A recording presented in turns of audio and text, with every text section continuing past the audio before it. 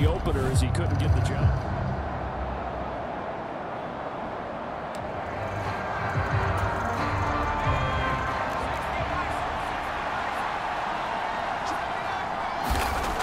Throwing to start the drive. Frix finds his big tight end, Mo Alley-Cox. And he's brought down, but not before they get it across the 20-yard line. These are his numbers from last week's contest. 5 catches, 57 yards. And that was a nice job there pulling that one in. Now, this is an offense that will certainly spread the ball around a bit. And this is a guy the defense has had better focus on. A first down run, good for about 3. Second and 7 coming up. The Colts had 0-1 in the year following the loss in the opener. And right now they're probably asking, hey, who did we offend in the scheduling office? Back-to-back road games to start the season. Yeah, that's a great question. I'll bet someone called the league office to protest, but sometimes it just shakes out that way. But if they can get out of this with a split, knowing they'll get those home games later in the season, it could be quite an advantage for them if they take care of business now. First and 10, Taylor now. And he's going to take this ahead for right around 3 yards, but no more than that. Second down. Not a huge carry there on first down, but not all of them will be. But still, all in all, a positive play for the offense. It's all about picking up at least a few to set up what you're going to do here on second down. Second down, another run with Taylor. And the hole closes quickly there. He gets maybe a couple up to the 38.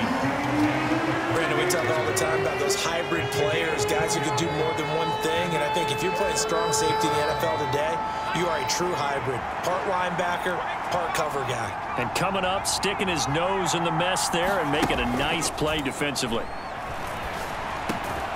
Open man is Taylor. He's got it. And he is going to have a Colts first down as he's able to get 8 yards there on 3rd and 5.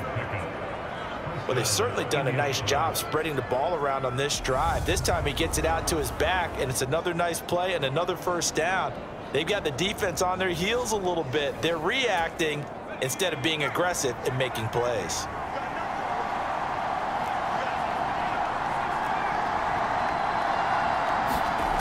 Throwing on first down. Frix, blitz coming, and down he goes. And the corner blitz gets him that time as he goes down for a short loss. Oh, my goodness. Was that a defensive back that got to him with the pressure? Oh, look at the former defensive back. You're all smiles up here. I hope everybody can hear my smile on that play. Off the play fake. Frix. That's into the hands of Donovan Peoples-Jones. And he's going to have another first down as the tackle's made at the Jaguars' 35. A good pickup there, a 22. So in Jacksonville territory now. Here's a first and 10 at the 35-yard line. Up the middle, here's Taylor. It's a 6-yard pickup, and it gets him to 2nd and 4. If you start assessing what went wrong last week, Charles, in their loss, had nothing to do with the ground game. They ran it well. And you also have to say to yourself as a team, don't go away from what worked. That's not the reason the game was lost. Running the football over time, when you do it consistently, usually translates into wins. And they're open to do it consistently here. They'll come to the line, needing only 2 yards to gain the first here. They'll try and run for the first with Taylor. And he'll be a couple yards shy of the red zone here at the 22-yard line. Able to get what they need to keep the drive going with a 6-yard pickup on 3rd down.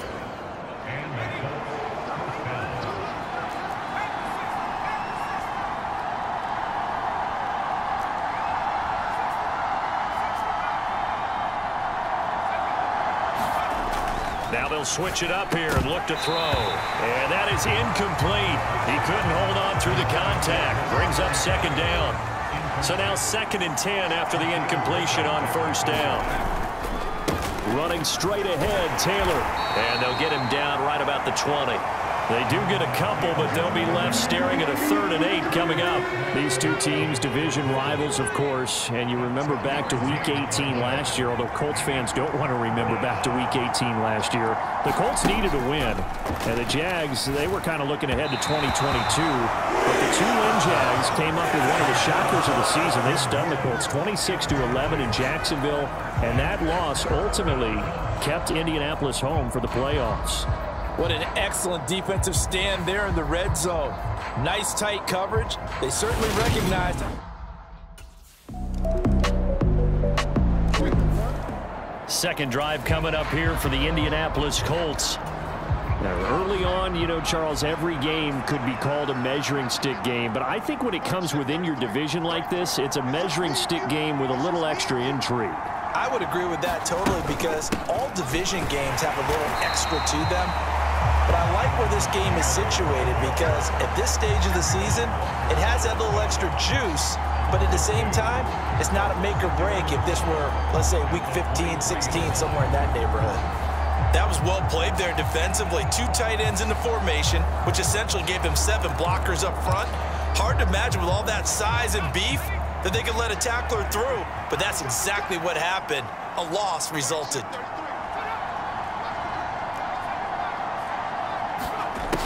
Looking to throw on second down. Frix. And that going to be taken in by Ashton Doolin. So it's a gain of 12 there on the reception. And that'll bring up what looks to be a 3rd and inches. Can't be more than a half a foot. Now a handoff. Taylor with it. And this is going to be a Colts first down as he's able to get this up past the 40. Brandon, what were they thinking on defense there? They looked like they were playing for the pass. That was 3rd and short. Yeah, it was an easy pickup because they handed it to him. That was way too easy. Just looked like absolute confusion defensively. Not sure why they were in that set. Yeah, I'd say you ought to have a few men in the box there. On 1st and 10, Frix. And that nearly intercepted. Oh, the free safety roaming into position almost had it, but it's second down. He was all over that route defensively. Now, they had 2 picks last week as a unit. Couldn't quite grab that one. Patience, Grasshopper. Patience. It's early in this game, but you like the fact that they're around the football early. They're going to be upset they didn't haul that one in, but at least they're there at the moment of truth to make a play on it. By the way, where did the Grasshopper thing come from? I know it's been around for a long time. Yeah, you know, I'll have to tell you that some other time. All right, back to football. That's complete to Peoples-Jones. And he's going to have another first down as the tackle's made at the Jaguars' 42. Indianapolis moving the chains there on a gain of 12. Even against double coverage, he found enough of an opening for a noticeable gain. 2 guys on him, yet he finds a way to uncover downfield for the completion.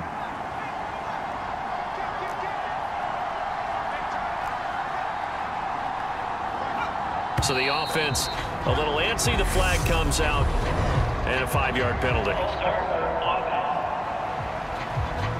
Now the offense knew it. They were already starting to walk back as that one is accepted.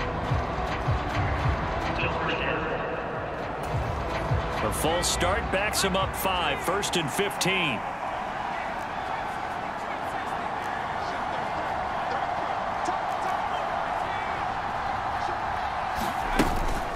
From the gun, it's Taylor. And he's corralled at the 40, but not before picking up 8. Decided to hand it off that time on the run-pass option. Appeared to be an easy decision. Just gave it inside. Nice steady gain.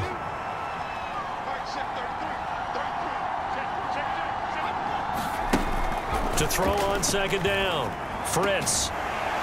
And this one incomplete. Too much contact to hold on to that one, and it's 3rd down.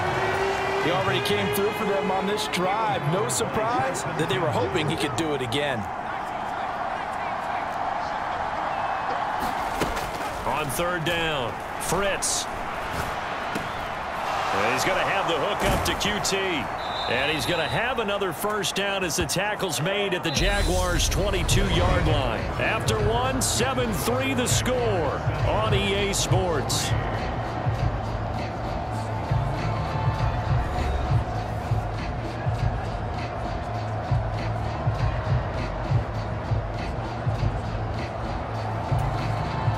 This offense hoping to avoid the 0-2 start. They trail, but they've got a 1st and 10 here. Now a give to Taylor. And he's going to get a solid gain of 9 before being brought down. 2nd and right at a yard. Even though they gave up more than they wanted to on that play, it actually illustrates how well they bottled them up throughout the game, because that was his longest run of this contest. 2nd down, another run with Taylor. And this time not as successful, as he'll get back to the line of scrimmage and no more. No gain on the play, and now they're faced with a 3rd and 1. This offense so far on 3rd down, they have been superb. 5 for 6 to this point. They need just a yard here. It's 3rd and 1. But he will have the 1st down before he's tackled at the 12. I like this focus there, because he wasn't thinking about breaking that one big. All he thought about was, I need 1. Let's go get that. Ended up picking up 2.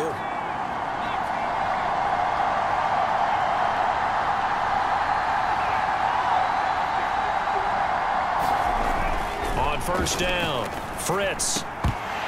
Looking end zone, but it's incomplete. That's a pretty play there. Got in at the last second, helped force the ball free, and kept them out of the end zone.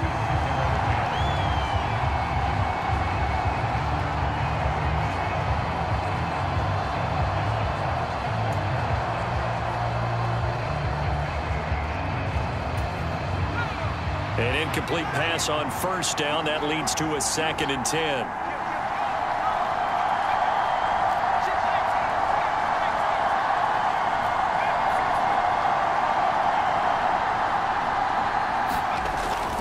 Back to throw. Frix to the end zone, but it's incomplete. This drive, which was going so smoothly, all of a sudden it's a little bit of a roadblock here with 2 straight incompletions. Yeah, apparently this defense has had enough. Apparently they're saying, no more. We're making a stand right here, right now. But it is 3rd and 10. They've got to get after him one more time.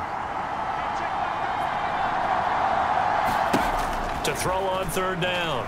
Frix. And that ball incomplete. Nearly intercepted. Took a chance with that one. It'll lead to a 4th down. Another good drive, Charles, but it looks like another that might end in a field goal try. They've made some nice plays. They've given some.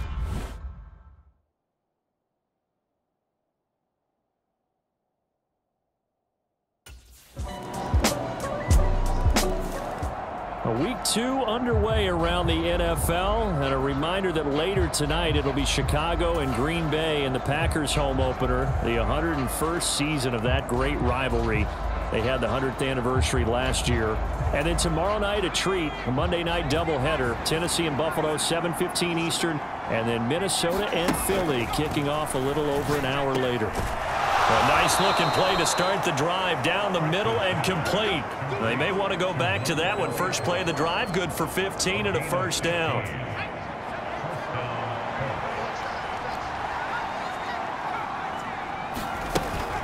They give to Taylor out of the gun. And they'll get to him after a gain of 7 to the 47. But no matter how they phrase it, staying on schedule, staying ahead of the sticks, whatever you want to call it, 7 yards on 1st down, that fits the bill. Again, it's Taylor. And they'll work this down to the 40-yard line, tackled there. 70 yards rushing for him, as he has been tough to stop here this 1st down. So in Jacksonville territory now. Here's a 1st and 10 right at the 40. Looking to throw. Frix. A throw on the money there to Doolin. And they're going to work this down to about the 32-yard line. Nothing fancy on 1st down, but a very consistent type of a play.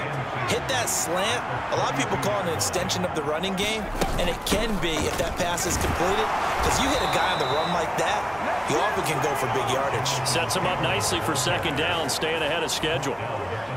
So 1st and 10 now from the 30. Operating from the gun, Frix. And that's going to be caught by Peoples-Jones. And they've got this down to about the 12-yard line. And this was a nice example of an offensive coordinator scheming his guy open. Just a little underneath route, just trying to free up some space, and it worked awfully well. got him not just space, but plenty of room to run after the catch to pick up really nice yardage. This is caught. And the Colts are looking at 1st and goal as he's tackled all the way down at the 2-yard line. Just picking up yardage in bunches here these last few plays. They have moved right down the field, and just like that, they can be set up with a 1st and goal. And that is caught. Touchdown.